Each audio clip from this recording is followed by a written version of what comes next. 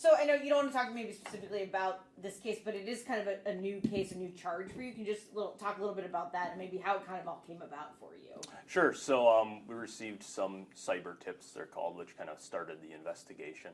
And we realized pretty early on into it that we were dealing with what's called virtual child pornography. So it's child pornography that can be considered lifelike or photorealistic. So it's not an actual physical person that's on the other, it's being depicted in the images, but it's a computer-generated photorealistic image. We actually at the Sheriff's Office have never charged that statute before because it is so new. It hasn't been available to law enforcement to charge until March of 2024. So this was really our first kind of going down that road of, okay, we're dealing with virtual child pornography, and it does now fit under this statute of possession of virtual child pornography. I mean, what if people would say, it's not quote-unquote real and there aren't actual victims? Why is that a crime, I guess? Sure. So if we think of it, we use AI now in so many different aspects of our daily life. Well, in law enforcement, we're sometimes always catching up to what the criminals are doing to try and get around the statutes. So in this case, there wasn't we haven't found actual child pornography, but that virtual child pornography, through the investigation, it was pretty clear to us that this suspect knew that this virtual child pornography was maybe not as bad as the real stuff, so he was essentially trying to get around that aspect of, well, it's not real. So thankfully for that statute, we were able to charge under it. So who is the victim in this case? So sometimes they are called victimless crimes, but when we do talk about real child pornography, we have gotten victim impact statements from those children, and the internet knows no bounds. So it can be in real child pornography, it can be children in other countries, other states, to the best of your imagination of where the internet can go. In these cases, I wouldn't really consider them victimless. I'd say, if anything, society would be considered the victim, because this is a person, just based on our investigation, that they weren't really just looking at the virtual child pornography in a bubble, so to say, let's put it that way. So there was, a tendency that these could have gone to a hands-on type of an offense, because we will see that sometimes in these cases, to where that gratification just from the online or AI image isn't enough for that person, and they unfortunately progress down a worse path sometimes. I know they said in court that he was communicating with underage.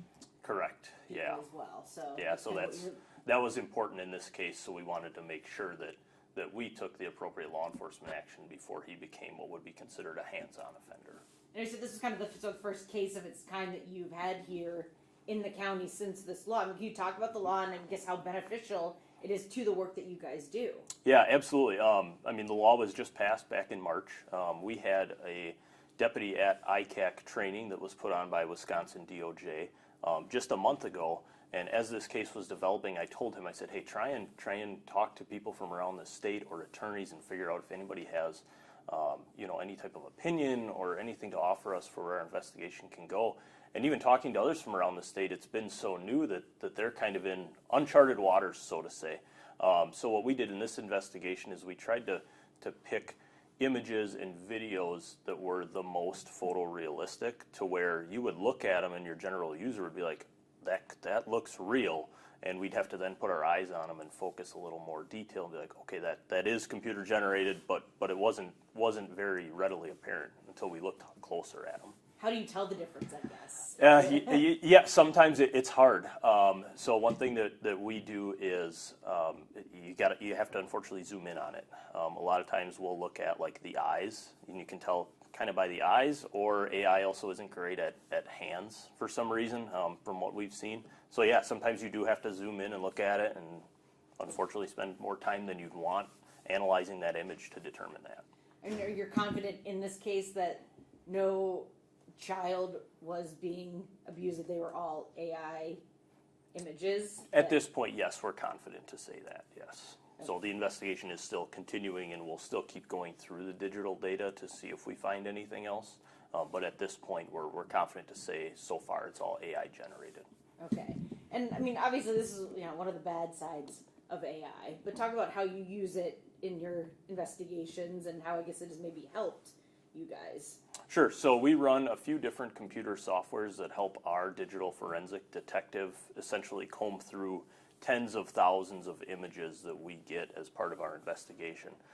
In some of those softwares, we have AI embedded tools that can actually go through tens of thousands of images and videos, and it'll direct us to, okay, hey, AI found this group over here that we really need you guys to put your eyes on and take a closer look at. So you're talking some of these cell phones now, we can do forensic examinations on them, and we'll get 50,000 media items of images and photos. Well, if we use our AI tools, we can cut that down to maybe a couple hundred then that we have to, focus really hard on these to determine if these are child pornography or legal pornography. So, I mean, really kind of time saver. It is, yeah. It's a huge, huge time saver for us in investigations. What kind of message does it send that you guys that this case has been charged out now? Well, I mean, sometimes people think that they can hide behind a keyboard or a computer screen. And like I touched on before, the internet knows no bounds. Law enforcement has come a long way, even local law enforcement, in being good at investigating internet-based crimes. We also rely heavily on our partners at Wisconsin DOJ to help us in these investigations. So yeah, we take them very seriously, even if it's AI generated. Or, of course, if it's a real child, we believe is on the other end of that photo. But yeah, we take them very seriously, so you can't hide behind a keyboard. And this new law helps. Do you know the background of the law and how it sort of came about at all, or is that?